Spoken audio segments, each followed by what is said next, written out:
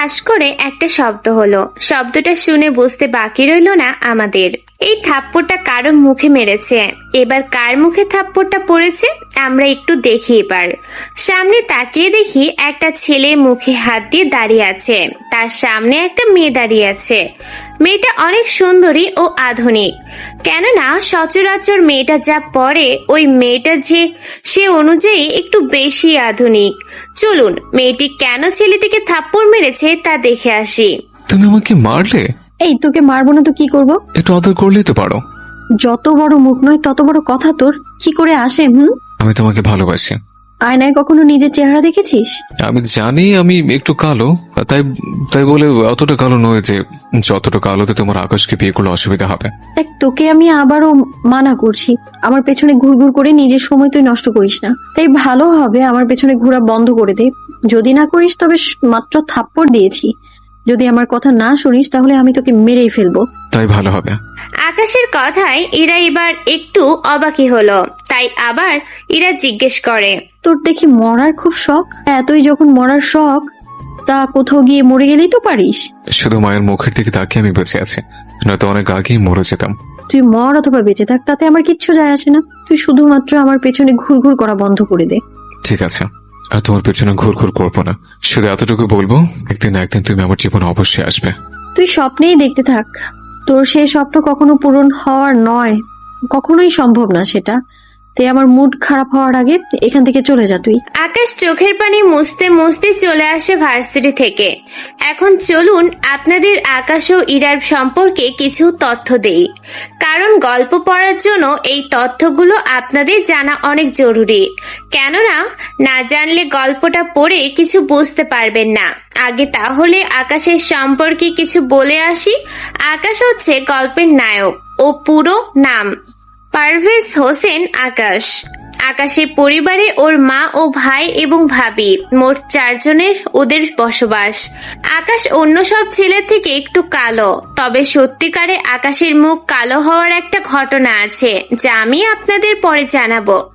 আকাশের পরিবারে আকাশ অনেক অবহেলার শিকার, কেননা আকাশের ভাবি আকাশকে একটুর জন্য সহ্য করতে পারে না। আকাশের ভাই ও মা অনেক ভালো, সেজন্য আকাশ এখনো ওর পরিবারে থাকতে পেরেছে।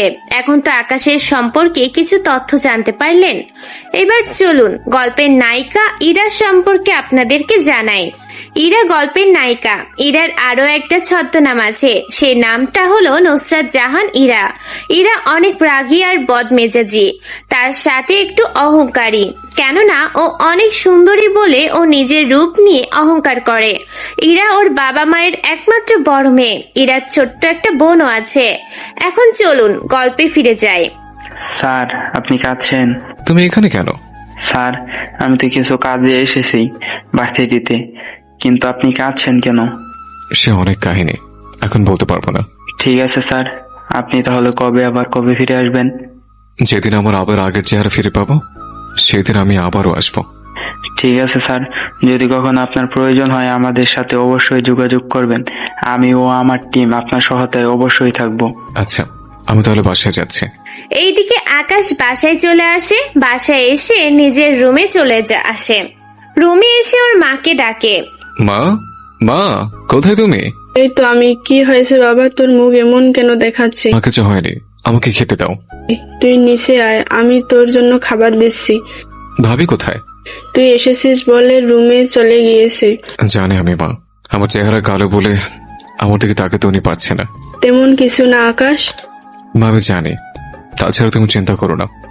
আমার মুখ ঠিক করার জন্য অ্যান্টিবায়োটিক ওষুধ তৈরি করা হচ্ছে। ওই ওষুধ তৈরি হয়ে গেলে আমার এই কলঙ্ক উঠে যাবে, তখন আমি আবার স্বাভাবিক জীবনে ফিরে আসতে পারবো। আচ্ছা যাক গিয়ে, তুই একটা কাজ কর, খেতে আয়, আমি বরং তোর খাবার দিচ্ছি। এইদিকে আকাশ নিচে নামে ফ্রেশ হয়ে নিচে নেমে খাবার খেতে বসে। তখন আকাশ ওর ভাইয়ের কথা জিজ্ঞেস করে, মা, ভাইয়া কোথায়? ও তো অফিসে গিয়েছে। তা ভাইয়ের জন্য খাবার পাঠিয়েছ? তোর ভাবি এসে খাবার টিফিনে ভরবে, তারপর তোর ভাবি গিয়ে দিয়ে আসবো। তুমি ভাবিকে বলে দিও এইভাবে ভাবির বাইরে যাওয়াটা ঠিক না। তাছাড়া আমি দিয়ে আসবো খাবার। দরকার নেই কারো খাবার দেওয়ার। তাছাড়া তুমি কি ভাবছো আমার স্বামীর চাকরি খাওয়ার এত ইচ্ছে কেন তোমার? ভাবি কি বলছো কি তুমি? আমি ঠিক বলেছি। তোমার এই চেহারা যদি অফিসের কেউ দেখে তাহলে তোমার ভাইকে অনেক বিশ্রী বিশ্রী কথা শোনাবে। হয়তো দেখা যাবে তোমার জন্য তোমার ভাইয়ের চাকরিটাও চলে যেতে পারে। তাই আমি গিয়ে দিয়ে আসবো। এইদিকে আকাশের চোখের পানি ঝরতে থাকে, কেননা এই গল্পে এত রহস্য আছে যে আপনারা বুঝতেও পারবেন না কোন দিক দিয়ে গিয়ে কোন দিক দিয়ে শেষ হবে। সেজন্য আপনাদের পুরো গল্প অবশ্যই পড়তে হবে, কেননা আপনারা যদি একটা পর্ব মিস করে ফেলেন তাহলে গল্পের অনেক কিছু আপনারা বুঝতে পারবেন না। আকাশ চোখ থেকে পানি পড়তেছে আর অন্য দিক দিয়ে খেয়ে নিজের রুমে চলে আসে। এইদিকে অদ্রি খাবার রেডি করে বেরিয়ে পড়ে। অন্যদিকে আকাশ, আমি তোর যন্ত্রণা বুঝতে পারি। অদ্রি মনে করে এই সব কিছু আবিরের অবদান, কিন্তু যখন ওই জানতে পারবে এই সব কিছু। থাক না মা এসব কথা। তাছাড়া আমি এখন আর এসব কিছু নিয়ে ভাবি না একটু। সে 2 বছর থেকে অবহেলা সহ্য করে আসতেছে। তাছাড়া ভাবি প্রেগনেন্ট। এই অবস্থায় এইভাবে জার্নি করাটা ভাবির জন্য ঠিক না। আমি তো কিছু বললে ওই শোনে না। তাছাড়া তোর কথা তো বাদেই দিলাম। তোর ভাইয়া যেখানে কিছু বলে না সেখানে আমার কি বলবো বল? মা, ভাইয়া ঠিকই বলে। তাছাড়া ভাবি শুনতে চায় না। কি বলছি? মা ঠিকই বলছে। ভাইয়া অনেকবার বোঝালো, কিন্তু ভাবি কোনো কথাই শুনলো না। এইদিকে অদ্রি অফিসে চলে আসে। অফিসে এসে খাবার দেয় আবিরকে। আবির খাবার নিয়ে বসে আছে। তখন অদ্রি বলে, কি ব্যাপার, তুমি খাচ্ছ না কেন? তোমাকে আমি কতবার মানা করছি তুমি এই অবস্থায় আসবে না, তারপর তুমি আমার কোনো কথাই শুনো না। তা নিয়ে তোমাকে ভাবতে হবে না। তোমার ভাইকে দিয়ে পাঠাবো আর ওর জন্য তোমার চাকরি যাক তা আমি চাই না। ওর জন্য আমার চাকরি কেন যাবে? ওর যে চেহারা, এই চেহারা অন্য কেউ দেখলে যদি জানতে পারে ও তোমার ভাই, তাহলে অফিস থেকে তোমাকে তোমার বস বের করে দিতে বেশি সময় লাগবে না। তোমাকে বুঝিয়ে লাভ নেই, তুমি যাও এখান থেকে। এইদিকে অদ্রি একটা ভেংচি কেটে বেরিয়ে আসে। পথের মধ্যে অদ্রি বাড়ির অন্য কিছু বাজার করে নেয়। বাজার করে বাড়িতে এসে কিচেন রুমে যায়। ওখানে গিয়ে বলতে থাকে, আমি এই বাড়িতে খেটে মরি আর সেখানে অনেক নবাবের ছেলে খেয়ে খেয়ে থাকে। আমি এই অবস্থায় এত কষ্ট করি, কারো কি চোখে পড়ে না? বৌমা, তুমি এরকম চেঁচাবে না। আকাশ তো তোমাকে বলেছে ওইসব করবে, কিন্তু তুমি তো ওকে কোনো কিছু করতেই দাও না। কেন করতে দিব? আপনার ছেলের এই চেহারা দিয়ে বাজার করবে, তা আমি রান্না করে খাবো? তা ভেবেছেন কি করে? তাছাড়া এই সংসার আমার স্বামীর টাকায় চলে, আপনার ছেলের টাকায় না। তাই আমি যা বলবো তাই হবে। ভুলে যেও না, এটা আমার বাড়ি, তোমার না। আসলে আমি ভুলেই গিয়েছি, এটা আপনার বাড়ি। এখন যেহেতু মনে আছে তাহলে পরবর্তীতে কথাটা মনে রাখবে। তুমি আমার ছোট ছেলেকে একটুও সহ্য করতে পারো না। কখনো তা করব না। এইদিকে আকাশ রাতে বেরিয়ে চলে আসে রাস্তার পাশে, কেননা আকাশকে নেয়ার জন্য কয়েকটা গাড়ি এসেছে। আকাশ ওখানে যায়। কয়েকজন লোক নেমে গাড়ির দরজা খুলে দিলে আকাশ ভেতরে চলে আসে। এরপর গাড়ি চলতে থাকে। অন্যদিকে তোরা নাকি ওই ছেলেটাকে মেরে ফেলেছিস? মেরে ফেলছি তো, কিন্তু হঠাৎ এতগুলো বছর পর জিজ্ঞেস করছেন কেন, কিছু হয়েছে কি? আমি শিওর হতে এই কথা বললাম। তাছাড়া আমার কেন জানি মনে হচ্ছে ওই ছেলেটা এখনো বেঁচে আছে। বস, কি যে বলেন আপনি! এত বড় একটা নিউক্লিয়াস বোমার আঘাত ওর শরীরে রাখছে, এরপরেও ও বাঁচবে কি করে? ও মরে গেলেই ভালো। যদি ও বেঁচে থাকে তাহলে আমাদের জন্যই বড় সমস্যা হয়ে দাঁড়াবে। ওর জন্য তো আমি বড় বসকে কি বলবো? বস, আপনি তো নিজেও জানেন তা কখনো সম্ভব না। ওই বোমার আঘাত থেকে কখনো বের হয়ে আসতে পারবে না। তোমরা নিজেদের কাজ করো। 2 দিন পর আমার বস আসবে, তখন যেন ওনার উপরে কোনো হামলা যেন না হয়। চিন্তা করবেন না, আমি সব রকম ব্যবস্থা করে নিব। ওনাকে আমরা সিক্রেট ভাবেই রাখবো। তোমরা তোমাদের কাজে যাও এখন। এইদিকে ওরা নিজেদের কাজ করতে থাকে। অন্যদিকে আকাশ কিছু অফিসারের সাথে চলে আসে ল্যাবে। এই ল্যাবে সব ধরনের ট্রিটমেন্ট করা হয় এবং এর অ্যান্টিবডি তৈরি করা হয়। আকাশ চলে আসে ওখানকার ডক্টরের কাছে। ডক্টর, আমি কি আগে তো পাবো না আবার? অবশ্যই পাবে তুমি, তবে তার জন্য একটু কষ্ট করতে হবে তোমাকে। যেমন? এই ট্রিটমেন্ট তোমাকে সপ্তাহে 1 দিন করে দেওয়া হবে। প্রতি সপ্তাহে রাতে চলে আসো। এই কেমিক্যাল তোমার শরীরে লাগাবো, এতে করে তোমার শরীরে থাকা কালো আবরণগুলো উঠে যেতে থাকবে। তখন তুমি এভাবেই আগের রূপে তুমি ফিরে আসবে। তা কয়দিন লাগবে? কেমিক্যালের পরিমাত্রা বাড়িয়ে দিলে 6 মাস লাগবে, আর যদি কিছুটা কমিয়ে দেই তাহলে 1 বছর। যদি কেমিক্যালের পরিমাণ বাড়িয়ে দেন তাহলে তো এটার সাইড এফেক্ট আছে। ঠিক আছে, ঠিক ধরেছো। এটা সাইড এফেক্ট হলো তোমার শরীর জ্বলবে, সাথে ক্ষত হয়ে যেতে পারে। তাহলে 1 বছর না হয় অপেক্ষা করি। তুমি 6 মাস ব্যবহার করার পর এর গুণাগুণ তুমি দেখতে পাবে। ঠিক আছে, তাহলে আপনি কাজ শুরু করেন। এরপর ডক্টর আকাশের ট্রিটমেন্ট করতে থাকে। রাত 1টা বাজে। আকাশ ওখান থেকে বের হওয়ার সময় কাশ একটা কথা খেয়াল রাখবে, এই কেমিক্যাল সকালে গোসলের সাথে পরিষ্কার করবে, এই ক্রিম পরে মেখে নেবে। ধন্যবাদ ডক্টর। ওখান থেকে বের হয়ে আকাশ চলে আসে বাড়িতে। বাড়িতে আসার সময় আকাশ নিজের রুমে চলে আসে, তাও দড়ি বেয়ে। রুমে এসে শুয়ে পড়ে। পরের দিন সকালে আকাশ ঘুম থেকে উঠে গোসল করে ওষুধ লাগিয়ে নেয়। এরপর রেডি হয়ে বেরিয়ে আসে। মা, আমার খাবার দাও। তুই টেবিলে বস, আমি খাবার দিচ্ছি। ঠিক আছে, যাও। এইদিকে আকাশ অপেক্ষা করতে থাকে। অন্যদিকে কিছুক্ষণ পর আবির আসে। আবির এসে কি রে, এখন এলি তুই? এই তো কিছুক্ষণ আগে। তা তোমার অফিস কেমন চলছে? ভালোই। তা তোর মুখে এইগুলো কি মেখেছিস? কোনো কিছুই না তো। ঠিক আছে, আদ্রি খাবার দিয়ে যাও। এইদিকে অদ্রি খাবার দিয়ে যায়, সাথে এই ও বলে, দেখো, আমি এই সংসারের 3 জনের বেশি লোকের রান্না করতে পারবো না। তুমি কোন 3 জনের কথা বলতেছো? কার আবার? আমার, তোমার আর মায়ের। তাহলে আমার ভাইয়ের খাবার কে রান্না করবে? আমি কি জানি? এই সংসার চলে তোমার টাকায়, সেখানে তোমার ভাইয়ের জন্য আমি খাটতে পারবো না। আদ্রি, তুমি কিন্তু অনেক বেশি বলে ফেলছো। আমি কোন কথা বেশি বলিনি, শুধু ওকে মনে করিয়ে দিচ্ছি এত বড় হয়ে গিয়েছে, কাজ করতে পারে না ও। কি কাজ করবে ও? তুমি দেখছো না ওর কি অবস্থা হয়েছে? আমি এত কিছু জানি না, আমি এতগুলো লোকের খাবার রান্না করতে পারবো না। এদিকে আকাশ চোখের পানি ফেলতে ফেলতে খাবার খেতে থাকে। খাবার খাওয়া শেষ করে ঠিক আছে, কাল থেকে আমাদের বাসায় নতুন আসবে। ও আমার আর ওর খাবার রান্না করবে। ওর জন্য একটা রুম তৈরি করে রেখো। আর কোনো কাজ নেই নাকি? নিজেকে থাকতে দিয়েছি কত না, আবার উনি কি না কাজ করার জন্য মেয়ে নিয়ে আসবে? কোনো মেয়ে হবে না। তা মেয়ে না আনলে ওর খাবার রান্না করবে কে? রান্না আমি করব। তবে কি? ওকে এই সংসারে মাসে 5,000 টাকা করে দিতে হবে, তাও সংসার খরচ। বাকিগুলো ও নিজের পকেট থেকে খরচ করবে। ঠিক আছে, তাই হবে। কোনো কিছুই হবে না।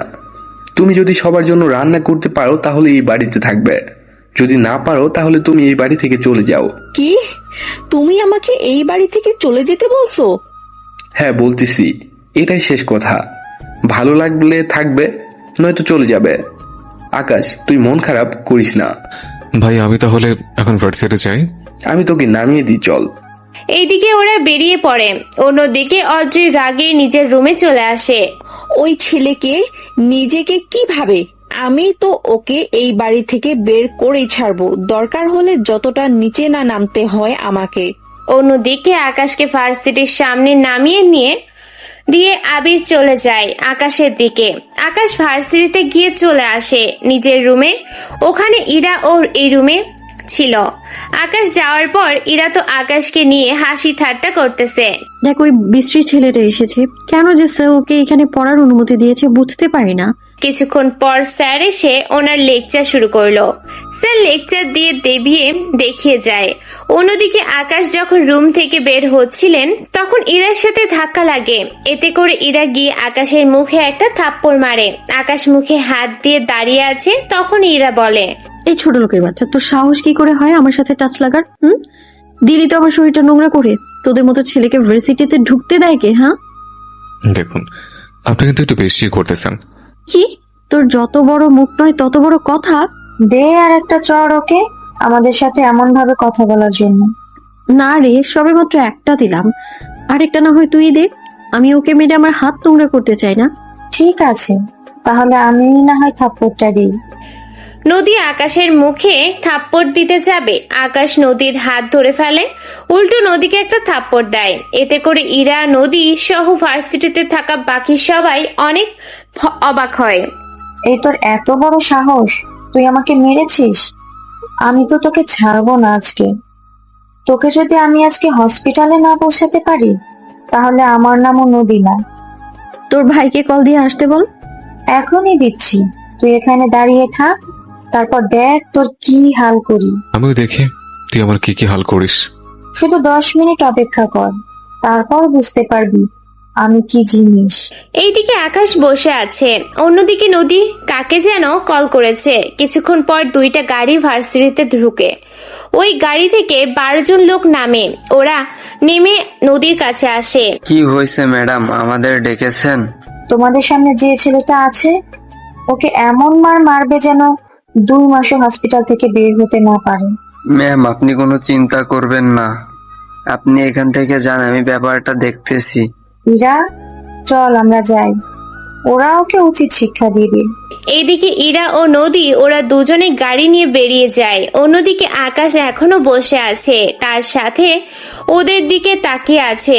ওদের মধ্যে কয়েকজনকে আকাশ খুব ভালো করেই চেনে, কেননা ওদেরকে আকাশ একবার অনেক মার মেরেছিল। ওদের মধ্যে আবার অনেকে মারাও গিয়েছিল। আবার যারা বেঁচে আছে তাদের মধ্যে অনেক এখন দাঁড়িয়ে আছে এখানে।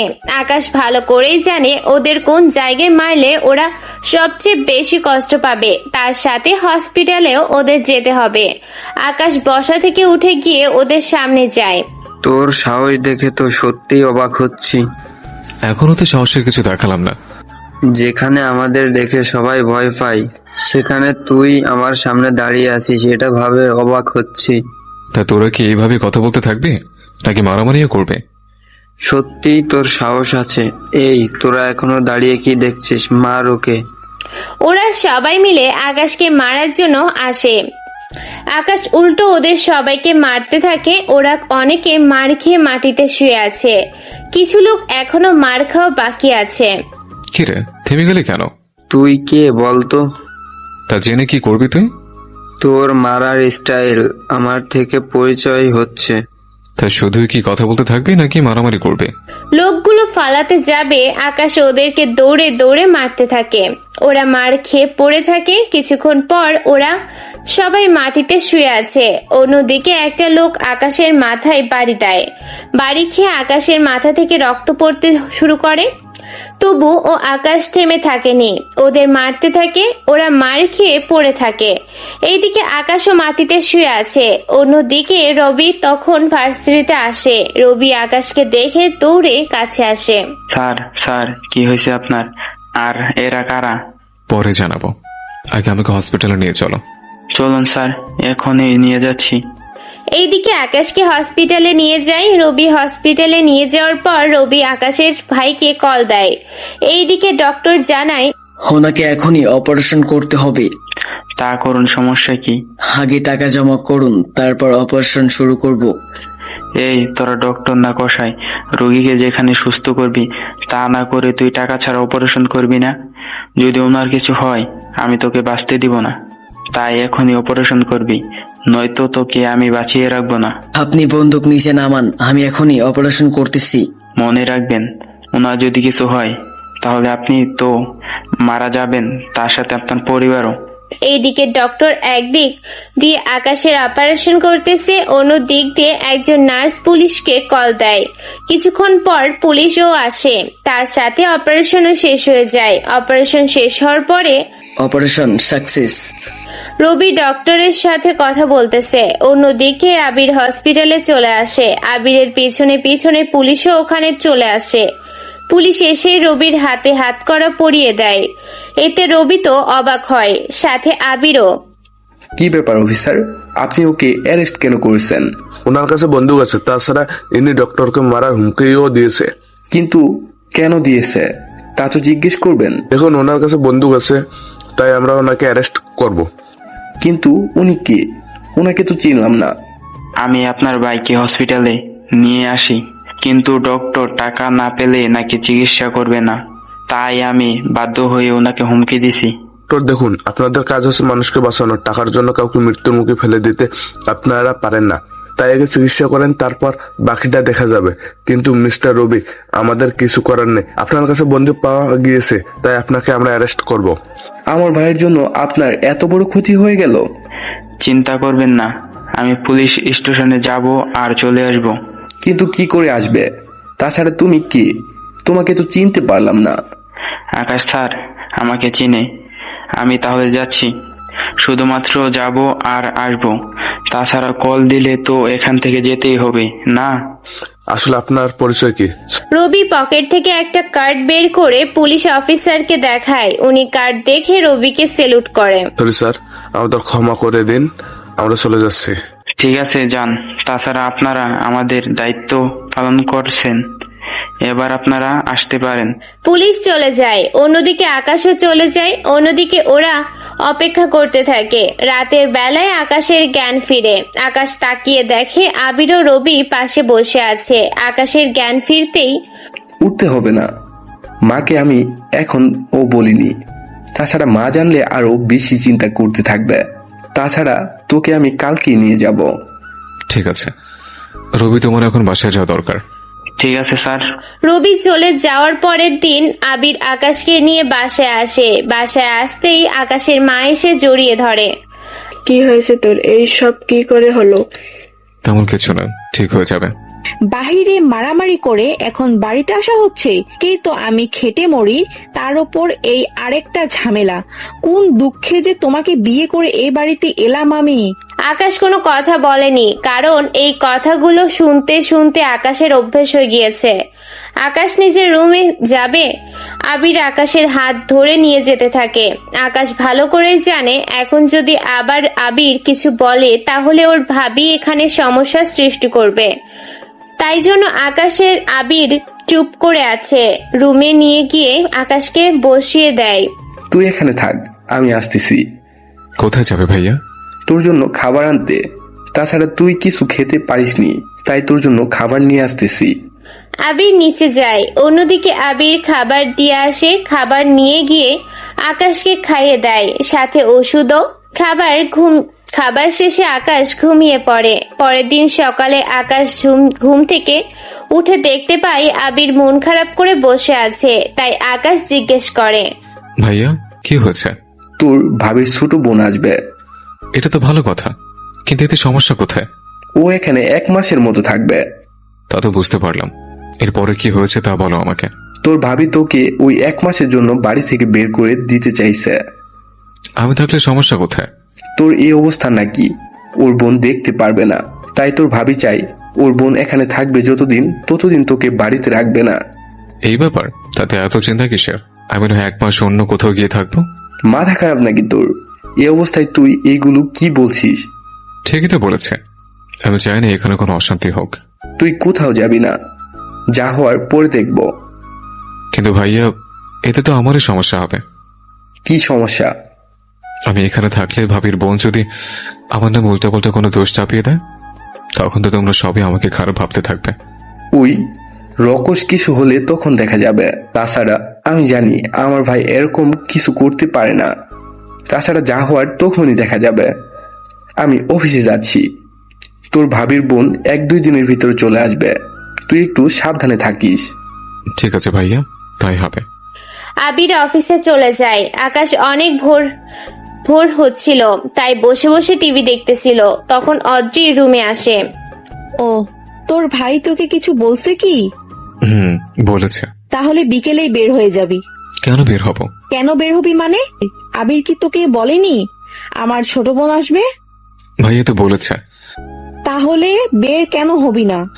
আমার মাথায় এই অবস্থা, তারপর কখন কি হয়েছে তাই তো বলতে পারছি না আমি। যাই হয়ে যাক না কেন, মরে তো আর যাবি না, তাই বিকেলেই বের হয়ে যাবি। এটা আমার বাবার বাড়ি, ভাইয়েরা যতটুকু এই বাড়িতে থাকার অধিকার আছে, আমার এই বাড়িতে থাকার অধিকার আছে। অধিকারের কথা যখন বলছিস, আজকে থেকে তুই যতদিন না পর্যন্ত রোজগার করতে পারবি ততদিন পর্যন্ত আমি তোর জন্য কোনো খাবার রান্না করব না। ও আমিও দেখি কে তোকে রান্না করে খাওয়ায়? কথাগুলো বলে অদ্রি রাগ দেখিয়ে এখান থেকে চলে গেল। অন্যদিকে আকাশও তেমন কিছু না ভেবে শুয়ে থাকে। দুপুর গড়িয়ে গেল, আকাশকে এখনো খাবার দিচ্ছে না, তাই আকাশ ওর মাকে ডাকে। মা, মা, ও মা। কি হয়েছে? মা, আমার খেতে পেয়েছে। তুই বস, আমি খাবার নিয়ে আসতেছি। ওকে কোনো খাবার আমি দেব না। বৌমা, কি বলছো এইসব? আমার ছেলে একে তো অসুস্থ, তার উপর তুমি এইসব কি বলতেছো? আমি ঠিকই বলছি, আপনার ছেলে যতদিন না পর্যন্ত সংসারের টাকা না দিবে ততদিন পর্যন্ত আমি ওর জন্য কোনো খাবার রান্না করতে পারবো না। এটাই আমার শেষ কথা। এই সংসারে তো আমি ওই টাকা দেই না, তাহলে আমাকে কেন খেতে দিচ্ছে? এটা আপনার বাড়ি, তাই সে হিসেবে আপনাকে খেতে দিচ্ছি, নয়তো কত আগে আমি বের করে দিতাম। বৌমা, তোমাকে মুখের কথা শুনে আমি অবাক হয়ে যাই। দেখুন, আমি পারবো না। আমার স্বামী রাত দিন খেটে মরে, আর সেখানে আপনার এই ছেলেকে আমি খাওয়াতে পারবো না। তাই আপনি আপনার ছেলেকে বলে বলে দিবেন, যদি সংসারের টাকা না দিতে পারলে আমি ওর জন্য খাবার রান্না করতে পারবো না। অদ্রি চলে যায়। অদ্রি যাওয়ার পর আকাশের মাও চলে আসে। এরপর আকাশ কল দেয় রবিকে। রবি কল ধরে আকাশ রবিকে বলতে থাকে। রবির সাথে কথা বলার 30 মিনিট পর রবি আকাশের বাড়ির দরজার সামনে এসে দরজায় টোকা দেয়। অদ্রি এসে দরজা খুলে দিয়ে যায়। কাকে চাই? আকাশ স্যারের কাছে যাব। তা ওনার রুম কোনটা? ওই ভিখারির বাচ্চা আবার স্যার হলো কবে থেকে? ওপরের তো রুমে আছে। তা হাতে তা কি? এখানে খাবার আছে, তাই এবার আমাকে সাইড দিলে আমি রুমে যেতে পারতাম। যা তাড়াতাড়ি, বেশি সময় যেন না লাগে। কি যে বলেন না, আমাকে যদি আগে সবকিছু বলে না দিত তাহলে এতক্ষণে আপনারা অবস্থা আমি খারাপ করে দিতাম।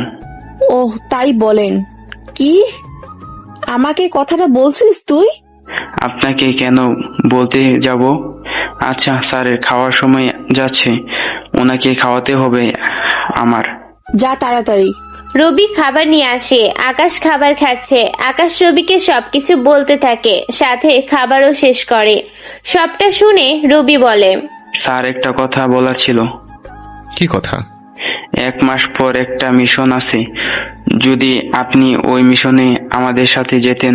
তুমি তো জানো আমি নিজেকে যতদিন না পর্যন্ত ঠিক করে নিতে পারবো ততদিন আমি তো কোনো মিশন তো দূরের কথা, ক্যাম্পে আসবো না।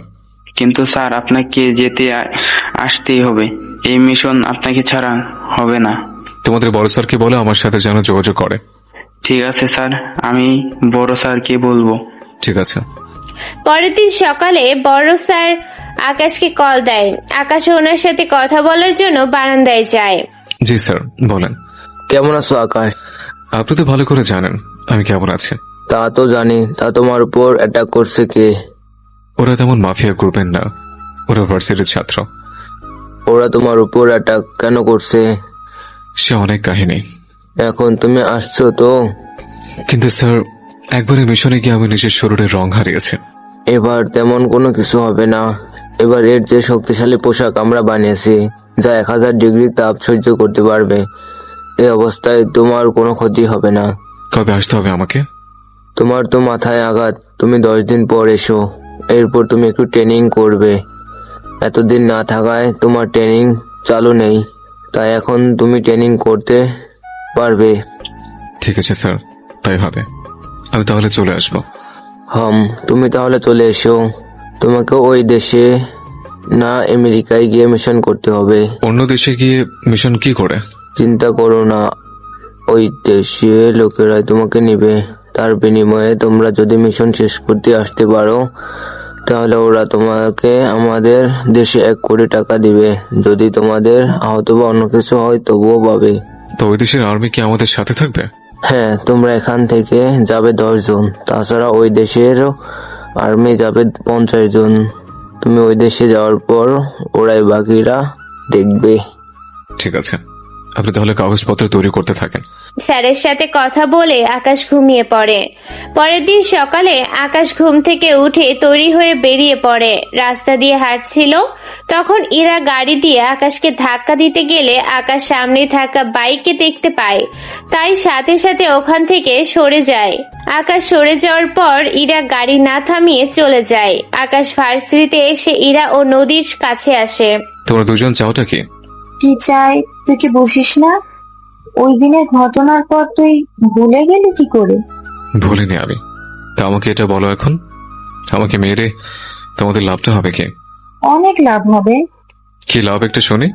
লাভটা হচ্ছে তোর এই মুখ আমাদের আর দেখতে হবে না। সেজন্য আমাকে জানে মেরে ফেলতে চাও? হ্যাঁ, চাই আমি। নদী চল এখান থেকে। ওরা দুজন চলে যাওয়ার পর আকাশ ক্লাস করতে যায়। ক্লাস শেষ করে আকাশ ক্যান্টিনে গিয়ে বসে। ওখানে বসার পর, স্যার আপনি যাচ্ছেন? হ্যাঁ, তুমিও তো যাবে। হ্যাঁ স্যার, এই নিন আপনার কাগজপত্র। এগুলো দাও তাহলে, আমি এখন তাহলে বাসায় যাচ্ছি। আকাশ বাসায় এসে ওর রুমে চলে আসে। আসার আগে মা, এই নাও 5,000 টাকা, এটা ভাবে কি দিয়ে দাও। আর একটা কথা, আমাকে খেতে দাও। আকাশের কথা শুনে ওর মা কান্না করতে থাকেন। এই আমি কি দেখতেছি? তুই নিজের বাড়িতে ভাত কিনে তোকে খেতে হচ্ছে, এর চেয়ে বড় কষ্ট আমার জীবনে আর কি থাক গিয়ে সেসব কথা। আসলে ভাবি আমার এই চেহারা দেখতে চাইছে না, সেজন্য উনি এমন করতেছে। তোর এই সমস্যা না হলেও তো এমনটা হতো। তা চিন্তা করো না, খুব তাড়াতাড়ি আমি আগের রূপে ফিরে আসবো। তাই যেন হয়। এখন তুই রুমে যা, আমি না হয় তোর জন্য খাবার বাড়তেছি। আচ্ছা, আমি যাই তাহলে। আকাশ রুমে চলে যায়। রুমে এসে ওর টাওয়াল নিয়ে ওয়াশরুমের দরজা খুলে ভিতরে তাকিয়ে দেখে একটা মেয়ে গোসল করতে। মেয়েটি কোন অবস্থায়, শরীরে কি কি ছিল সেসব বলাটা ঠিক হবে না, তাই আপনারা এইসব জানতে চায়েন না। মেয়েটিও আকাশকে দেখতে পেয়ে জোরে চিৎকার করে ওঠে। আকাশ দরজা বন্ধ করে দিয়ে বিছানার কাছে চলে আসে। আকাশ আসার সাথে সাথে রোজাও বাইরে আসে। এই তুই কেড়ে? তার আগে নিজের শরীরে ঢেকে আসবেন। আকাশের কথায় রোজা এবার ওর দিকে তাকায়, কিন্তু এবং রোজা নিজের দিকে তাকিয়ে লজ্জা পেয়ে ভিতরে চলে যায়। 5 মিনিট পর আকাশের মা ও অদ্রি রুমে চলে আসে, কেননা আকাশের মা ওর জন্য খাবার নিয়ে আসে। তার সাথে অদ্রি আছে খাবারের টাকা নিয়ে আকাশের সাথে কথা বলার জন্য, কিন্তু ওরা এসে দেখে রোজা ও আকাশ একজন আরেকজনের সাথে ঝগড়া করতেছে। তাই অদ্রি গিয়ে ওর বোনের কাছে যায়। কি হয়েছে বোন, তুই কান্না কেন করছিস? আপু আপু এই ছেলেটা আমার। কথাটা শুনে অদ্রি গিয়ে আকাশের মুখে একটা থাপ্পড় দেয়। আকাশ তো বুঝতে পারছে না কেন থাপ্পড় দিয়েছে। তাছাড়া আকাশের মা বলে, বৌমা তুমি আমার সামনে আমার ছেলের গায়ে হাত তুলতেছো? তুলেছি, কি করবে শুনি? আর রোজ কি হয়েছে, কি করেছে ও? এই ছেলেটা আমাকে লুকিয়ে লুকিয়ে গোসল করে দেখছিল। কি, তোর এত বড় সাহস, তুই আমার বোনকে গোসলে দেখেছিলি? কথাটা বলে আকাশকে মারতে শুরু করে। আকাশ কয়েকটা মার খাওয়ার পর অদ্রির হাত ধরে ফেলে। এতে অদ্রি বলে, তুই কোন সাহসে আমার হাত ধরেছিলি? তুই মনে হয় ভুলে যাও, এটা গ্রামের ওয়াশরুম না যে ওকে দিয়ে দেখা যাবে। এটা শহর, বাথরুমের দরজা বন্ধ থাকলে ওকে মারা তো দূরের কথা, পানি ঢোকাও সম্ভব না। তাছাড়া আমি মানছি আমার কিছু ভুল আছে, তার চেয়ে বেশি ভুল হয়েছে তোমার বোনের। কি করেছে আমার বোন শুনি? আমি যখন রুমে আসি তখন ফ্রেশ হওয়ার জন্য আমি ওয়াশরুমে যাই। ওখানে আমি ওই একদম চুপ, কোনো কথাই তুই বলবি না। ওয়াশরুমের দরজা খোলা আছে, তো কি হয়েছে? নক করে ঢুকতে পারসনি? এটা আমার পার্সোনাল ওয়াশরুম, এখানে আমি ছাড়া অন্য কেউ গোসল করাতে দূরের কথা, এখানে আসার সাহস পর্যন্ত পায় না কেউ। সেখানে কিনা আপনি আমার বোন তোর কোনো ক্ষতি করেনি তো? না আপু, কিন্তু এই ছেলেটি কে? ও তোর ভাইয়ের ছোট ভাই। কি দেখতে এত কুচ্ছিত? শুধু তোর ভাইয়ার জন্য আমি ওকে বের করতে পারছি না, নয়তো অনেক আগে বের করে দিতাম। আপু চলো তো, এই রুমে আমি আর থাকবো না। অদ্রি ও রোজা রুম থেকে চলে গেল। ওরা যাওয়ার পর আকাশ ওর মাকে জড়িয়ে কান্না করে দেয়। কাঁদিস না মা, বিশ্বাস করো আমি জানতাম না কেউ ভিতরে থাকবে। আমি তোকে বিশ্বাস করি, আমি জানি আমার ছেলে এমনটা কখনো করবে না। আচ্ছা, আমি তৈরি হয়ে নিচ্ছি, তবে একটা কথা বলার ছিল। কি কথা? আমি 10 দিন পর বাংলাদেশের বাইরে যাব। কেন যাবি? তুমি তো জানো আমি আগে। ওই তুই আগে কি? আর 10 দিন পর কোথায় যাবি? তোর ভাইয়া আসুক, আজকে আমি বোঝাবো ওকে। বাসায় টাকা না দিয়ে ছোট ভাইকে বিদেশে পাঠাচ্ছে। আজকে যদি আমি এর বিচার না করছি তাহলে আমার নামও অদ্রি না। অদ্রি রাগে কথাগুলো বলে চলে যায়। অন্যদিকে আকাশ নিজের মতো করে প্রস্তুতি নিতে থাকে, সব রকমের ব্যবস্থা করতে থাকে। অন্যদিকে আবির বিকালের পর বাসায় আসে। আকাশ তখন ড্রয়িং রুমে টিভি দেখতেছিল। ওই সময় আবিরও আসে। আবির আকাশকে বলে, আকাশ, জি ভাইয়া, কিছু বলবে? তুই তো কখনো ড্রয়িং রুমে আসছিস না, যদিও আসছি তাও খেয়ে চলে যাস, নিজের রুমে গিয়ে টিভি দেখিস, কিন্তু আজকে। না ভাইয়া, এমনিতে এখানে। আমি রুমে ফ্রেশ হয়ে আসি। আচ্ছা ভাইয়া। আবির রুমের দিকে যেতে থাকে। তখন অদ্রি আবিরের কণ্ঠের আওয়াজ শুনে নিচে নেমে আস্তে আস্তে বলে, ও তুমি নিচে থাকো, একদম উপরে আসবে না। কেন, তোমার হঠাৎ কি হলো? নিচে থাকো, আমি এসে বলতেছি। অদ্রি নিচে নামে। এইদিকে রোজা ও নিচে আসে। ওরা দুই বোন নিচে দাঁড়িয়ে আছে। কি হয়েছে তোমার, এইভাবে দাঁড়িয়ে আছো কেন? আপু তুই বল, আমার লজ্জা করতেছে। আদ্রি, কি বলবে? তাড়াতাড়ি বলো, আমাকে ফ্রেশ হতে হবে। তার আগে এটা বলো, তুমি ওকে বিদেশে পাঠানোর জন্য এতগুলো টাকা কোথায় পেলে? কে বিদেশে যাচ্ছে আমি তো কিছুই বুঝতে পারছি না। একদম নেকা কান্না করবে না। আমি নিজের কানে শুনেছি তোমার ভাই 10 দিন পর বিদেশে যাবে। আকাশ, কথাগুলো কি সত্যি? হ্যাঁ ভাইয়া, আমি ওই কাজে যাব, তা 5 দিনের জন্য। বুঝতে পারছি। তা আদ্রি, তুমি কি এটা বলার জন্য ডেকেছো? আর একটা কথা বলার ছিল। কি কথা, তাড়াতাড়ি বলতে পারো। তোমার ভাই লুকিয়ে লুকিয়ে আমার বোনের গোসল করা দেখছিল। আকাশ, আমি তোর ভাবির কথা বিশ্বাস করতে পারছি না। তুই বল কি হয়েছে। ও কি বলবে, যা বলার আমি বলতেছি। তুমি চুপ করো। আকাশ, তুই বল কি হয়েছে। ভাইয়া, আমি ভার্সিটিতে থেকে নিজের রুমে আসে। তাছাড়া তুমি তো জানো ওটা আমার পার্সোনাল রুম, তাই ওয়াশরুমে তো আমি ছাড়া আর কেউ যায় না। আমি রুমে এসে আমার আলমারি থেকে টাওয়াল বের করে এরপর আমি ওয়াশরুমে যাই। তাছাড়া দরজা খোলা ছিল। আমি দরজা খুলে দেখি উনি ভিতরে গোসল করছিল। উনি আমাকে দেখে আর চিৎকার করে ওঠে। এরপর ভাবি তোর কিছু না বুঝে আমাকে থাপ্পড় দেয়। এরপর কিছুক্ষণ কথা কাটাকাটি হয় ওনার সাথে। তারপর ওনার বোন ভাবিকে আরো কিছু উল্টাপাল্টা বলছেছে, সেজন্য উনি আমাকে আবারও মেরেছে। আকাশের কথা শুনে আবির একটা চর বসিয়ে দেয়। আপনারা কি ভেবেছেন চর আকাশকে দিয়েছে? আরে না, চরটা মেরেছে অদ্রিকে। অদ্রি তো চর খেয়ে মুখে হাত দিয়ে আছে। তোমার এত বড় সাহস, তুমি আমাকে মারলে? হ্যাঁ, মারলাম। দেখুন দুলা ভাই, আপনার ভাই কি জানে না ওয়াশরুমে ঢুকতে গেলে দরজা নক করে ঢুকতে হয়? তুমি তো অনেক বড় হয়েছো, বুঝতেও শিখেছো। তা তুমি কি জানো না গোসল করার সময় দরজা বন্ধ করে রাখতে হয়? আমি তো জানতাম না এমন কিছু হবে।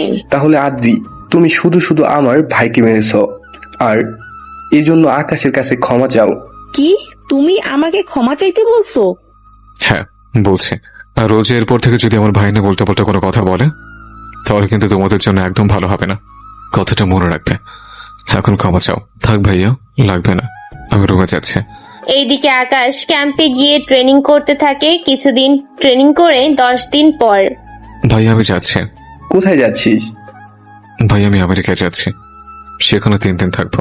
তবে এখানে আসতে আসতে আমার 5 দিনের মতো লাগবে।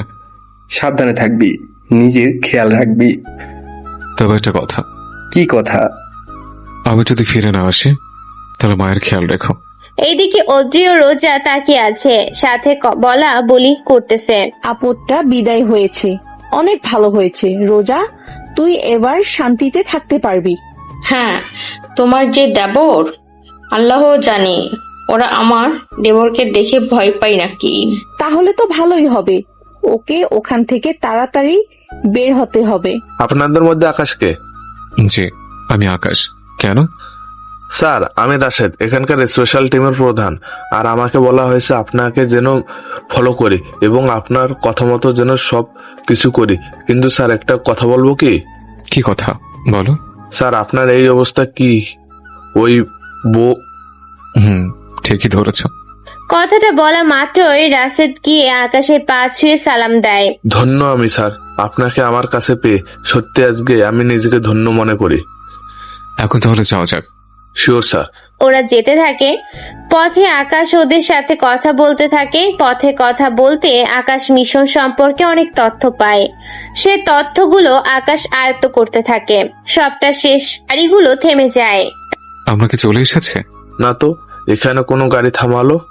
সামনে তাকিয়ে দেখে রাস্তায় ফিন পড়ে আছে, তাই ওরা গাড়ি সাইড করতে থাকে। কি হয়েছে? স্যার আপনি গাড়িতে থাকুন, আমি নেমে দেখছি ব্যাপারটা আসলে কি।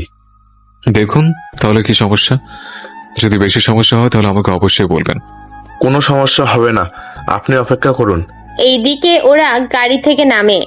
গাড়ি থেকে নেমে ওরা চারদিকে দেখতে থাকে। তখনই গুলি চলার আওয়াজ শুনতে পায়। এতে করে সব অফিসার গাড়ির পেছনে চলে আসে। দেখতে থাকো কে গুলি করতেছে। গণ্যগণ্য লোকেরা দেখতে থাকে। অনেক কিছুর পর ওরা দেখতে থাকে। অনেক খোঁজাখুঁজির পর ওরা 5 জন লোককে দেখতে পায়, তা ওরা ভিডিও বিভিন্ন টাওয়ারে। সেজন্য ওরা তাড়াতাড়ি করে গাড়ি ব্রেকে না দিয়ে গাড়ির সামনে একটা চুম্বকের পাত সামনে রেখে দেয়। এতে করে সামনে থাকা সব ধরনের ফিন ওই চুম্বকে এসে আটকে যায়। কিছু অফিসার থেকে যায়, আবার কিছু অফিসার গাড়ি নিয়ে ওই জায়গা ত্যাগ করে। কিছুক্ষণ পর ওখানে কি হয়েছে ঠিক বুঝতে পারলাম না। কারা আমাদের উপরে হামলা করেছিল? স্যার আসলে কি বলবো বুঝতে পারছি না। কেউ হয়তো আপনাদের এখানে আসার খবর লিক করে দিয়েছে। তা তোমাদের এজেন্সির মধ্যে এই কাজটা কে করতে পারে? আমিও তাই ভাবছি, কি করা যায়। একটা কাজ করো, অফিসের সব জায়গাতে সিসিটিভি আছে তাই না? তা তো আছে, কিন্তু কেন? তাহলে চিন্তা করো না, আমি কয়েক মিনিটে কেউর পেছনে তাকে খুঁজে বের করবে। কিভাবে? তাছাড়া আমরা তো এখন গেস্ট হাউসে যাব, ওখান থেকে আপনাদের সর্বোচ্চ নিরাপত্তা দেওয়া হবে।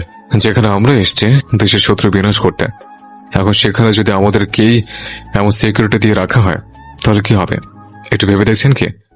মন করে বলবেন না। তাছাড়া আপনারা তো এখানে ফর্মাল পোশাকে থাকবেন না, থাকবেন সিভিল ড্রেসে। তার উপর আবার কোথায় পিস্তল খুঁজবেন, তাই এই সব কিছু। এখন কোনো কথা না বলে গাড়ি আগে অফিসে দেখে নিন। কেন স্যার? নিতে বলছি নিন, এত প্রশ্ন কেন করেন আপনি? ঠিক আছে, গাড়ি তাহলে ওই দিকে নিচ্ছি।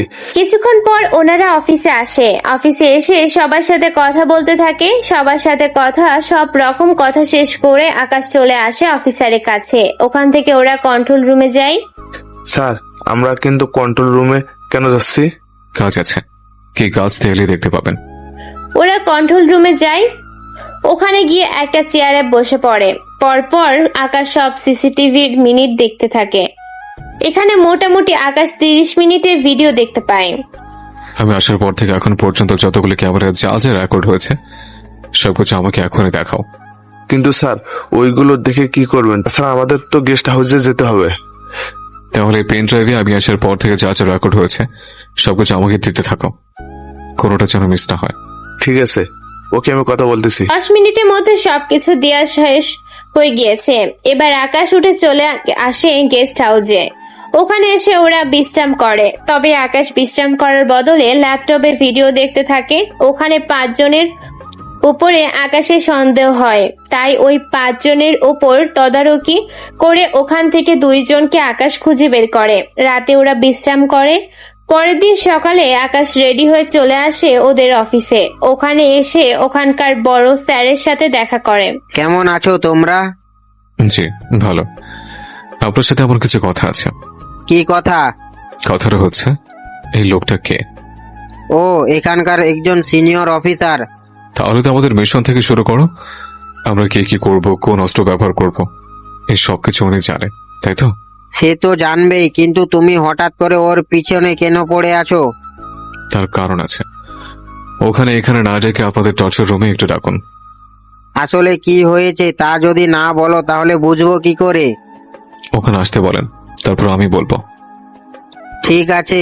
কিছুক্ষণ পর আকাশ ও টর্চার রুমে যায়। ওখানে গিয়ে ওই অফিসারের জন্য অপেক্ষা করতে থাকে। ওই অফিসার আসা মাত্রই ওই অফিসারের হাতে অনেক বড় একটা পিন ঢুকিয়ে দেয়। এতে করে ওই লোকটা চিৎকার করে ওঠে। আকাশ কি হচ্ছে এসব? তুমি ওর সাথে কি করলে এটা? ওকে জিজ্ঞেস করো স্যার, ও কি করেছে। রতন, তুমি কি করেছো? বিশ্বাস করুন স্যার, আমি কোনো কিছু করিনি। ও তো বলতেছে ও কোনো কিছু করেনি। তাহলে এই নিন, আপনি নিজে না হয় দেখে নিন উনি কতটা নির্দোষ। এরপর ওনারা ভিডিও দেখতে থাকে। ভিডিও দেখে ওরা অনেক কিছু দেখতে থাকে। সবটা দেখার পর অনেকে সবটা বুঝতে পারে। তুমি আমাদের সবার সাথে এত বড় বিশ্বাসঘাতকতা কি করে করতে পারলে? বিশ্বাস করুন, এইসব কিছু মিথ্যা স্যার। আবারও মিথ্যে বলছিস তুই? এখনো যদি সত্যি কথা বলিস তাহলে তো এমন অবস্থা করো যে অপরাধীদের মতো সব কথা বলতে থাকবি। প্লিজ স্যার, আমাকে ক্ষমা করে দিন। আমি কখনো আর এমন কাজ করব না। আমাকে এবারের মতো মাফ করে দিন। তোমার কোনো ক্ষমা নেই। তুই কি ভেবেছিস তুই ক্ষমা চাইলে আমরা তোকে মাফ করে দেব? এই লাস্টবারের মতো ক্ষমা করে দিন। তার আগে যদি সব সত্যি কথা বলিস তাহলে তোকে ছেড়ে দেব। আমি সব সত্যটা বলবো। বলুন, কি কি জানতে চান? আমি আর আমার টিম এখানে আসার কথা তুই বলেছিস ওদের, তাই না? হ্যাঁ, আমি বলেছি। তাহলে সবটা যখন বলেছিস তখন মনে হয় আমরা যে অ্যাটাক করবো এই বিষয়ে সবকিছু বলেছিস। হ্যাঁ, তাও বলেছি। কি করে বিশ্বাসঘাতক? তোকে তো আমি স্যার, কিছু করার দরকার নেই। মিশনে যাওয়ার জন্য যা যা লাগে সবকিছু মনে হয় রতনেরই দেখার দায়িত্ব ছিল। হ্যাঁ, সবকিছু তো ওরই ছিল। তাহলে ওই সব কিছু চেঞ্জ করতে থাকেন, কারণ এখানে ব্যবহৃত সবকিছু নকল হতে পারে। যেমন ধরুন ব্লুটুথ, প্রুফ, জ্যাকেট, বন্দুক, বুলেট, বোমা হতে শুরু করে সবকিছু চেঞ্জ করব। কিন্তু মিশনের আর একদিন বাকি। এখন চেঞ্জ করতে গেলে তো আমাদের প্রায় 5 দিন সময় লাগবে। তা আমি তো কালকে মিশনে যাচ্ছি না। কি? তাহলে কবে যাব মিশনে? কবে যাব তা আমি আপনাকে পরে বলবো। তাছাড়া আমরা যে মিশনে যাব এই ঘটনা শত্রুপক্ষের সবাই জানে এখন, তাই এই মুহূর্তে আমরা মিশনে যাওয়াটা ঠিক হবে না। ঠিক আছে, তাহলে এখন ওকে কি করব? আপাতত ওনাকে আমরা জেলে আটকে রাখি। ওনার সাথে ওরা যোগাযোগ না করতে পেরে বুঝতে পারবে যে আমরা ওদের কথা জেনে ফেলেছি। এখন মিশন অফ থাকুক, আর এই রতনের থেকে তো আমি সবকিছু জেনেই ছাড়বো। আমাকে ছেড়ে দিন স্যার। তবু তো ছাড়া হবে না, তো এমনি তো অনেক ক্ষতি করেছিস। এছাড়া তোকে বাঁচিয়ে রেখেছে তো অনেক কিছু। এই, তোমরা ওকে নিয়ে গিয়ে আটকে রাখো। ওরা রতনকে নিয়ে যায়। রতন চিৎকার করতে থাকে, কিন্তু আকাশ কোনো কথাই শোনেনি, আর নাই স্যার কোনো কথা শুনেছে। কিছুক্ষণ পর পর স্যার আকাশের সাথে কথা বলতে থাকে। ওকে তুমি বের করলে কি করে? স্যার, এতে বের করার কি আছে? তাছাড়া এখন কি বলবো তাই তো বুঝতে পারছি না, কারণ আমাদের উপর যখন অ্যাটাক হয় তখন আমার সন্দেহ হয়েছিল এর পেছনে এখানকারই কোনো না কোনো লোকের হাত অবশ্যই থাকবে। তা আমি প্রথমে অফিসে আসি, আমাদের জীবিত দেখে অনেকে শকড হয়েছে। আমি প্রথমে এগুলো খেয়াল করি, তারপর আমি ভাবলাম অনেকে হয়তো আমার মুখ দেখে এমনটা করেছে। এরপর আমি ভিডিও নিয়ে গিয়ে সারা রাত দেখতে থাকি। এরপর আমি কয়েকজনকে সন্দেহ করি, তারপর গিয়ে আমি এখান থেকে এই লোকটা সিলেক্ট করি। তার সাথে আমার সন্দেহ ঠিক রয়েছে। সত্যি আমি তোমার বুদ্ধি দেখে আমি সত্যি অনেক অবাক হয়েছি। তোমাকে এনে আমি কোনো ভুল করিনি। তাহলে এখন তুমি গেস্ট হাউসে যাও। আমি গেস্ট হাউসে না গিয়ে আপনাদের এখানকার পরিস্থিতি ও সিকিউরিটি দেখব। কোনো সমস্যা নেই, আমি নিজে তোমাকে সবটা ঘুরে দেখাবো। আসো আমার সাথে। পরপর বড় স্যার আকাশকে সবটা দেখাতে থাকে। আকাশও সব কিছু দেখতে থাকে। সবটা দেখার পর অনেক সুন্দর আপনাদের সিস্টেম, তবে আপনাদের বিশ্বস্ত লোক রাখবেন যাতে করে আপনাদের সব দিক খেয়াল রাখতে পারে। কিন্তু এরকম বিশ্বস্ত লোক পাওয়াটাই তো কঠিন। আচ্ছা, তুমি তাহলে রেস্ট নাও। এইদিকে 3 দিন কেটে যায়। আকাশ রতনের থেকে অনেক তথ্য সংগ্রহ করতে পেরেছে। এইদিকে আকাশের প্রায় দেশে ফেরার সময় হয়ে এসেছে, তাই আবির কল দেই। কেমন আছিস? এই তো ভাইয়া, আমি ভালো আছি। তোমরা কেমন আছো? আমরা তো ভালো আছি। তা কবে আসবি তুই? ভাইয়া, আমার এখনো 10-15 দিনের বেশি সময় লাগতে পারে। কি বলিস, এতদিন লাগবে? হ্যাঁ ভাইয়া, এখানে কিছু সমস্যা হয়ে গিয়েছে। আমি ওগুলো ঠিক করতে করতে সময় শেষ। কয়েকদিন পরেই মিশনে যাব। নিজের খেয়াল রাখবি। ঠিক আছে ভাইয়া, তুমি মায়ের ও ভাবির। দেখ, ওই ডাইনের কথা বলবি না। তুই সাবধানে থাকিস। যদি কোনো টাকা লাগে আমাকে বলিস, আমি তোকে পাঠিয়ে দেব। ভাইয়া, আমার তো এখানে $1 খরচ করতে হয় না। তাছাড়া আমরা সব খরচ হয় সরকারের। তার উপর আমার যা যা লাগে সবকিছু এখানে থাকা লোকেই দেয়। শুন, তোর কাছে কিছু চাওয়ার ছিল। কি লাগবে বলো আমায়। কিন্তু তোকে যে বলবো আমি, তোর ভাবি কিছুটা কসমেটিক আনতে চেয়েছে, তার জন্য ও ওর বোনের জন্য আমাকে বলেছিল। আমি যখন বলেছি বলবো না, তখন বলে যদি না বলি তোকে তাহলে নাকি সংসারে কোনো কিছু রান্না করবে না। ভাইয়া এতটা ভাবতে হবে না, তোমার কি লাগবে লিস্ট পাঠিয়ে দাও, আমি ওগুলো সাথে করে নিয়ে আসবো। আচ্ছা, আমি পাঠিয়ে দিচ্ছি। আকাশ কথা বলে কল কেটে দেয়। কিছুক্ষণ পর আবির লিস্ট পাঠিয়ে দেয়। আকাশ লিস্ট দেখে বুঝতে পারে এখানে কম করে হলেও 1,00,000 টাকার কসমেটিক্স হবে। আকাশ ওইগুলো সেভ করে রাখে। এইদিকে আমেরিকায় ও আকাশে কালো থেকে আবার আগের রূপে ফিরিয়ে আনার চেষ্টা চলতেছে। ওখানে আরো উন্নত মানের ট্রিটমেন্ট আকাশকে দেয়া হচ্ছে। আকাশের শরীরে প্রতিদিন অ্যাসিড ঢালা হয়, এতে করে ওর কালো চামড়াগুলো অটোমেটিক শুকিয়ে যায়, যা পরে টান মারলে সাপের খোলসের মতো করে উঠে আসে। ডক্টর বাংলাদেশেও আমি ট্রিটমেন্ট নিয়েছে। তা ওরা কি বলেছে? ওরা তো বলেছে 6 মাস পর ঠিক হব, ধীরে ধীরে। আপনাকে কোনো চিন্তা করতে হবে না, আমি আপনাকে এইভাবে যতদিন এখানে আসেন ততদিন অ্যাসিড দিব। এতে করে সমস্ত কালো চামড়াগুলো মরে যাবে, নতুন করে চামড়া উঠবে। এতে করে যখন কালো চামড়াগুলো ঠিক হবে, এতে করে একটা ক্রিম দিব, ওটা 1 মাস ইউজ করলে আপনি আগের মতো হয়ে যাবেন। সত্যি ডক্টর, তাহলে চিন্তা করবেন না, আমি আপনার কাছে প্রতিদিন আসবো, যতদিন এখানে থাকি না কেন। ঠিক আছেন। এইদিকে আকাশ যেতে থাকে কসমেটিক কেনার জন্য। কসমেটিক কিনতে থাকে। সবগুলো কসমেটিক এত দাম যে বলার বাহিরে ছিল। অন্যদিকে এরা ও নদী ভার্সিটিতে যায়। একটা কথা খেয়াল করেছিস তুই? কি কথা? আজ থেকে 3 মাস আগ থেকে আকাশকে আমরা খুঁজে পাচ্ছি না। এরপর আসলো ওই কালো ছেলেটা। এখন আকাশও গায়েব, তার সাথে ওই ছেলেটাও। ব্যাপারটা কি বলতো? আরে যাই হয়ে যাক না কেন, তাতে আমাদের কি? তাছাড়া তুই তো এমনিতেই ওই কালো ছেলেটাকে সহ্য করতে পারিস না, তাহলে এত ভেবে কাজ কি তোর? আমি তো ওই কালো ছেলেটার কথা বলছি না, আমি তো আকাশের কথা বলছি। ওই কালো ছেলেটার নামও আকাশ। এরা তুই কি করে জানলি? অফিস থেকে। তবে ভালো হয়েছে ওই ছেলেটা নেই। ইস, আমি তো অপেক্ষায় আছি আকাশের জন্য, কবে যে ও আসবে আমার কাছে ফিরে। অন্যদিকে 2 দিন পর আকাশ ওর স্যারের কাছে যায়। স্যার, আমাদের সবকিছু কি প্রস্তুত? সবই প্রস্তুত। এখন তোমরা তাহলে অ্যাটাকের জন্য প্রস্তুত হও। আমাদের লোকেশনে যাবতীয় যা যা লাগে সবকিছু দিন তাহলে আমাদের। তোমরা সবাই ওই রুমে যাও, ওখানে যার যা যা লাগবে নিয়ে যেতে পারো। ওরা ওই রুমে যায়। ওখান থেকে ওদের প্রয়োজনীয় সবকিছু নিয়ে ওরা হেলিকপ্টারে করে রওনা দেয় জঙ্গলের ভিতরে। ওদের একটা জায়গায় নামিয়ে দেয়া হয়। ওরা ওখান থেকে ভিতরের পথ ধরে যাবে আকাশ। এর ভিতরে যাওয়ার আগে তোমাদের কিছু কথা বলা ছিল। কি কথা? আমাদের খুব সাবধানে কাজ করতে হবে, যাতে করে কারো কোনো অসুবিধা না হয়। তার সাথে আরো কিছু খেয়াল রাখতে হবে। কি সেটা? সেটা হলো, তোমাদের মাথায় যে ক্যাপ আছে ওখানে একটা করে ক্যামেরা আছে, ওখানে একটা সুইচ আছে, ওইটা অন করো। এটা অন করার সাথে সাথে তোমরা এবার একজন আরেকজনকে দেখতে থাকো।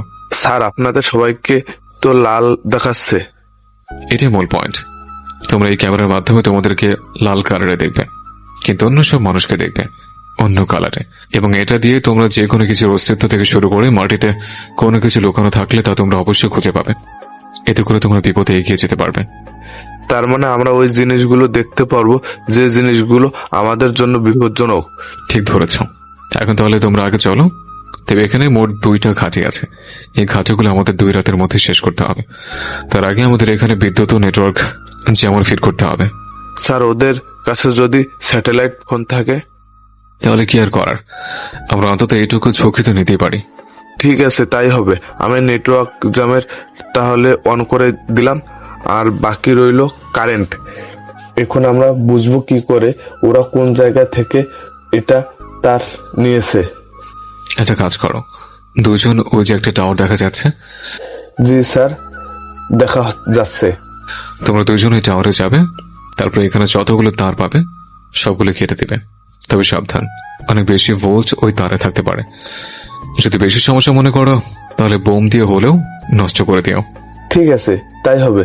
2 জন ওই দিকে চলে যায়। অন্যদিকে আকাশ বাকি টিমদের নিয়ে বেরিয়ে পড়ে। অন্যদিকে ওরা ওখানে যেতে যেতে সন্ধে হয়ে আসে।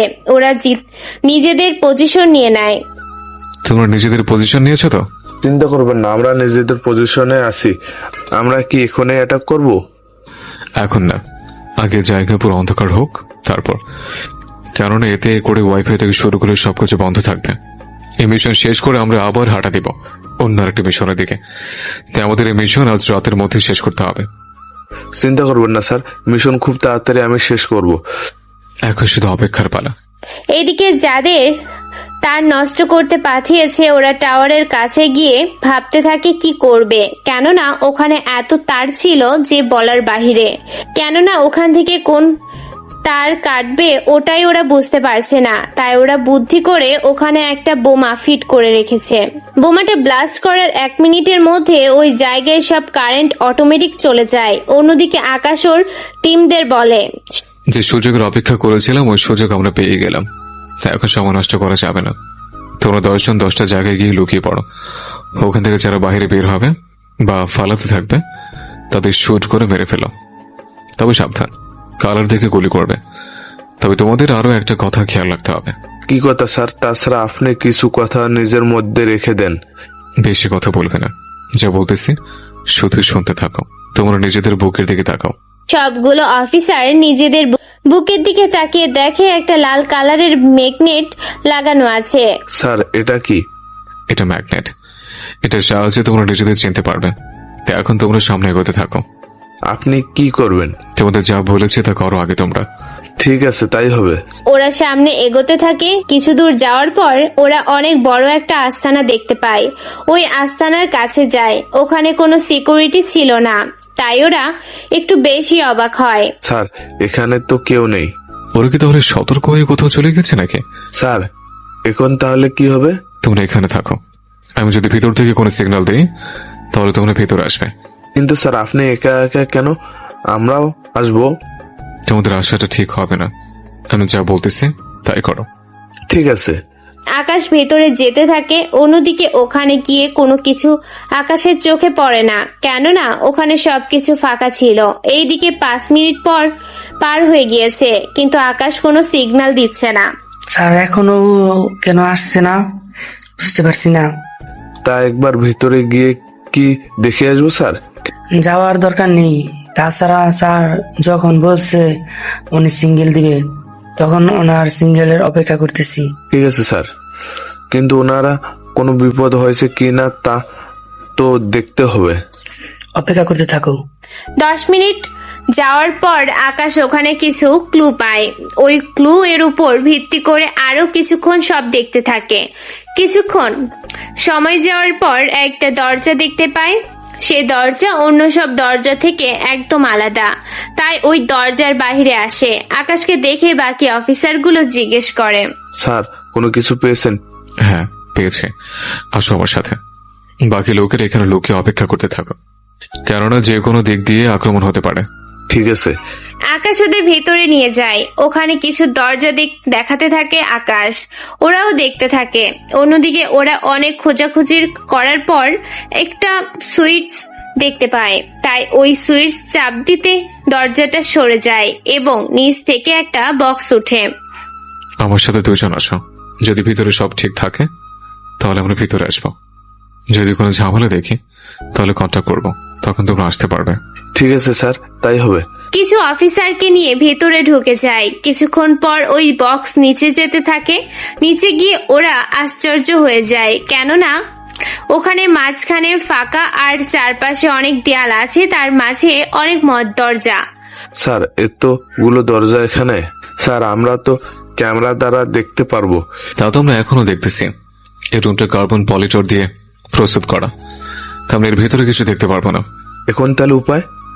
আগে বক্সে গিয়ে ওঠো, একটা বোমা যাকে মারতে থাকো, এরপর দেখো এখানে কি হয়। ওকে স্যার, তাই করতেছি। ওরা বোম মারামার সাথে সাথে ওই রুমগুলো থেকে অটোমেটিক গুলি বের হতে থাকে। আকাশ সব বাকি অফিসার তাড়াতাড়ি করে বের হয়ে আসে, বক্সে উঠে চলে আসে উপরে। অন্যদিকে আকাশ, দেখলে তো কতটা বিপজ্জনক। তাছাড়া আমাদের কাছে 2টি পথ আছে। একটা, ওইগুলো হয়তো লোক থাকবে, তাদের আমরা যে করেই হোক মেরে ফেলবো। আরেকটা হতে পারে ওখানে কিছু নেই, ওরা অটোমেটিক লেজার মেশিন দ্বারা গুলি করাতে পারে। স্যার এইগুলো কি সম্ভব? অবশ্যই সম্ভব। এখন আমাদের প্ল্যান চেঞ্জ করতে হবে। আমি একা নিচে যাব, আমাকে কিছু এক্সপেন্সিভ মেশিন আর ডায়নামাইট দাও। স্যার, একা একা যাওয়াটা আপনার ঠিক হবে না। যা বলেছি তাই করো। ঠিক আছে স্যার। আকাশ ওই সব কিছু নিয়ে নিচে নেমে যায়। কিছুক্ষণ আকাশ নিচে নামে। এরপর প্রতিটা দরজায় চুম্বকের সাহায্য ডাইনামিক আটকে যায়। কিছুক্ষণ পর সবগুলো ডাইনামাইট ফেটে যায় এবং ভেতরের দরজাগুলো খুলে যায়। আর তার ভেতর থেকে কিন্তু কোনো লোকের চিৎকার অথবা কোনো কিছু একটুর জন্য শোনা যাচ্ছে না। আকাশ এতে করে অবাকই হয়। সেজন্য ধীরে ধীরে ভেতরে যাওয়ার সময় কিছু একটার উপরে পা পড়ার সাথে সাথে অটোমেটিক লেজার বের হতে থাকে। এইদিকে আকাশ এখনো এখানকার রহস্য বুঝতে পারছে না আসলে কি হচ্ছে এখানে। অন্যদিকে বাহিরে ওরা চিন্তা করতে থাকে ব্যাপারটা আসলে কি হয়েছে না হয়েছে এইসব কিছু নিয়ে। কিছুক্ষণ পর অনেক কিছু করার পর আকাশ ভিতরে চলে আসে। এখানে এসে আকাশ অনেক অবাক হয়, কেননা এখানে রোবটের সাহায্য নিয়ে সব কিছু করা হয়। আকাশ ওখানে একটা কম্পিউটার দেখতে থাকে। ওখানে এই রোবটগুলোকে কন্ট্রোল করার সব রকম ব্যবস্থা আছে, তাই তাড়াতাড়ি করে রোবটগুলোকে নষ্ট করতে দেয়। ওদের নষ্ট করার পর আকাশ বাকি লোকদের এখানে আসতে বলে। ওনারা নিচে নেমে আসে। ওরা এসে দেখে পুরো রুমটা লন্ডভন্ড হয়ে আছে। কি হয়েছে এখানে স্যার? কি হয়নি তাই বলো। আচ্ছা থাক সেসব কথা, এখন একটা কাজ করতে হবে। কি কাজ স্যার? তোমাদের কাছে যে পরিমাণ ডায়নামাইট আছে ওগুলো বাঁচিয়ে রাখো, তার সাথে অ্যাসিডিক যে বোমাগুলো আছে ওগুলো বের করো। স্যার কি বলছেন? এইগুলো তো অনেক পাওয়ারফুল, একটা ফাটলে এখানে সবকিছু গলে যাবে। তা নিয়ে তোমাদের টেনশন করতে হবে না, তোমাদের যা যা বলেছে সে অনুযায়ী কাজ করতে থাকো। ঠিক আছে। ওরা ওখানে 4টা অ্যাসিড বোমা ফিট করে নেয়। এরপর আকাশ ওদের সবাইকে নিয়ে বেরিয়ে আসে। তার সাথে ওখানে একটা মাইক ও রেখে আসে। বাহিরে এসে সবাইকে অ্যালার্ট করতে থাকে। বলে, স্যার আমরা তো বোমা লাগিয়েছি, তাহলে অ্যালার্ট কেন রাখবো? একটু পরেই দেখবে মূলত এখানে কি হচ্ছে, তাই তাড়াতাড়ি করে নিজেদের পজিশন নিয়ে নাও। ওরা নিজেদের পজিশন নিয়ে নেয়। অন্যদিকে আকাশ একটা মাইক নেয় যা সরাসরি ভেতরে কানেক্ট করা। আমি তোমাদের 2 মিনিটের সময় দিচ্ছি। যদি তোমরা এর ভেতরে উপরে উঠে না আসো তাহলে বুঝতে আমি কি করি। তোমাদের সিম্পল হিসেবে তোমরা দেয়ালে তাকিয়ে থাকো, ওখানে তোমরা কিছু দেখতে পারবেন। ওখানে আছে অ্যাসিড বোমা। এটা যদি একবার ফাটে তাহলে তোমার শরীর গলে গলে নিচে পড়বে। এরকম ভয়াবহ মৃত্যু যদি না চাও তাহলে বেরিয়ে এসো। আকাশ কথা বলে অপেক্ষা করতে থাকেন। স্যার কি করে করলেন? বেশি জানতে চাও না, শুধুমাত্র দেখিয়ে যাও। ঠিক আছে। এরপর একে একে 20 জন লোক বেরিয়ে এলো। ওদের কাছে কোনো অস্ত্র ছিল না, তবে লুকিয়ে কোনো অস্ত্র এনেছে কিনা তাও ওরা জানে না। সবাই বের হওয়ার পর তোমাদের এখানকার পরিস্থিতি কি, মানে এখানকার রহস্য কি? আমরা কিছু জানি না, তাছাড়া আমাদের যা বলা হয় আমরা তাই করি। ভেতরে একটা অটো সেন্সর আছে যেটা মানুষের অস্থির পাওয়া মাত্র অ্যাক্টিভ হয়ে ওঠে। যখন ওখানে বোমা দিয়ে দরজাগুলো ভাঙে তখন তো তোমরা ভেতরে ছিলে, তাই না? হ্যাঁ, আমরা ভেতরে ছিলাম। তাহলে তোমাদের থেকে কোনো সারা শব্দ কেন পাইনি? আমরা আগেই সবটা বুঝতে পেরেছি, তাই কোনো কিছু করিনি। প্লিজ আমাদের ছেড়ে দিন, আমরা আর কোনো কিছু করব না। ছেড়ে দেব একটা শর্তে। কি শর্ত? যদি তুই আমাদের বলে দিস এর ভিতরে কি কি লুকানো আছে, সব যদি বলিস তাহলে যেতে দেব। বলতেছি প্লিজ, তবুও আমাদেরকে মারবেন না। তোদের মধ্যে 2 জন আমাকে সবকিছু দেখা, বাকিরা এখানে থাকো। এই তোমরা এদের দেখো, যদি কোনো চালাকি করে তাহলে কেউ বাঁচবে না। আমরা কোনো চালাকি করব না, তবুও আমাদের কিছু করো না। চল। এরপর ওই লোকগুলো আকাশকে নিচে গিয়ে সবটা দেখাতে থাকে। আকাশও সবটা দেখতে থাকে। কিছুক্ষণ পর আকাশ বেরিয়ে এলো। এখানে তেমন একটা কিছু দেখলো না, তাই বেরিয়ে আসলো। তোদের বসকে বিশ্বাস করুন, আমরা ওনাকে চেনা তো দূরের কথা, আমরা ওনার নামটাও শুনিনি কখনো। সত্যি বলছিস তো? সত্যি বলছি, তবে আমাদের একটা লোক ওনাকে দেখেছে। সে এখন কোথায়? একটু আগে বোমার জন্য সে মারা যায়। ও শিট, তাহলে এটা বল, তোদের আরো একটা আস্তানা আছে, ওই আস্তানা কোন দিকে তাড়াতাড়ি বল। আমরা কন্ট্যাক্ট করতে পারি, কিন্তু কোন জায়গায় তা বলতে পারি না। তা তো তোমাদের ফোন ট্র্যাপ করে আমরা বের করতে পারবো। তা তো পারা যাবে না। কেন পারা যাবে না? তাছাড়া আমরা তো সচরাচর সবগুলো ফোন ট্যাপ করতেই পারি। আমাদের ফোন অন্য ফোনের থেকে আলাদা। কি ফোন তোমাদের? আমাদের ফোন হচ্ছে স্যাটেলাইট, সেই জন্য হ্যাক করা সম্ভব না। অফিসার, এদের সবাইকে নিচে ছেড়ে দাও। ঠিক আছে। ওরা খুশি হয়ে নিচে নেমে যায়। ওরা যাওয়ার পর আকাশ ও বাকি টিমগুলো ওই জায়গা থেকে অনেক দূরে চলে আসে। এসে ওই বোমাগুলো অ্যাক্টিভ করে দেয়। এতে করে ভেতরে থাকা লোকগুলো বুঝতে পারে ওদের ধোকা দিয়েছে। তাই 1 মিনিট পর ওই জায়গাটা অ্যাসিডে ভরে যায় এবং সবকিছু অটোমেটিক গলতে শুরু করে। অন্যদিকে রোহিত ও বাকি অফিসার তা দেখে ভয় পেয়ে যায়। ওরা কখনো ভাবেনি এই বোমাটা এই রকম আক্রমণ করতে পারে। কিছুক্ষণ পর ওরা জিজ্ঞেস করে, স্যার এটা কি ধরনের বোমা? কেন, এটা কি ভালো না? এত পাওয়ারফুল বোমা আমি তো জীবনেও দেখিনি। আচ্ছা স্যার, এই বোমা যদি খোলা জায়গায় ব্লাস্ট করা হয় তাহলে কি হবে একবার ভেবে দেখছেন? এই বোমা গোলা জায়গায় কোনো ক্ষতি হবে না, তবে মানুষ থাকলে তারা গলে যাবে। কেননা এই বোমা কোনো কিছু গলাতে সাহায্য করে। যদি ওখানে কোনো কিছু না থাকে তাহলে গলাবে কি করে? কথাটা তো ঠিক বলছেন। তাহলে কি এবার যাওয়া যাবে? হ্যাঁ চলুন স্যার, তবে আমরা এখন যাব কোথায় এত দূর রাতে? আমরা আজকে রাতে ক্যাম্পিং করব। কিছু লোক পাহারা দিবে, আবার কিছু লোক রেস্ট নেবে।